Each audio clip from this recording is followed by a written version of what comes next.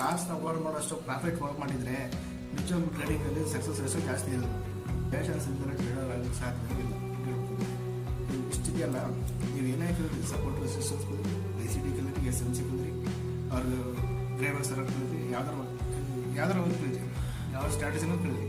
ಯಾವ ಸ್ಟ್ರಾಟಜಿನೂ 100 ಯಾವುದೂ ಕೊಡಲ್ಲ. ನಿಮ್ಮ ಇರೋ ಕ್ಯಾಪಿಟಲಲ್ಲಿ 1% ಅಷ್ಟೇ ರಿಸ್ಕ್ ಕೊಡಬೇಕು. ಅವತ್ತು 1% ಮಾತ್ರ ಇರೋ ಬರೋ ಕ್ಯಾಪಿಟಲ್ ರಿಸ್ಕ್ ರೇಟ್ ಕೊಟ್ಟರೆ ಅಕೌಂಟ್ ಫ್ಲೋ ಆಗುತ್ತೆ. ಯಾಕೆ 97% ಜನ ಟ್ರೇಡಿಂಗಲ್ಲಿ ಫೇಲ್ ಆಯ್ತಾರೆ ಅಂದರೆ ಇದಕ್ಕೋಸ್ಕರನೇ. ಮಿಸ್ಟೇಕ್ ನಿಮ್ಮಲ್ಲಿ ಇಟ್ಕೊಬಿಟ್ಟು ಟ್ರೇಡಿಂಗ್ನ ತಪ್ಪು ಅನ್ನೋದು ನಿಮ್ಮ ದೊಡ್ಡ ತಪ್ಪು.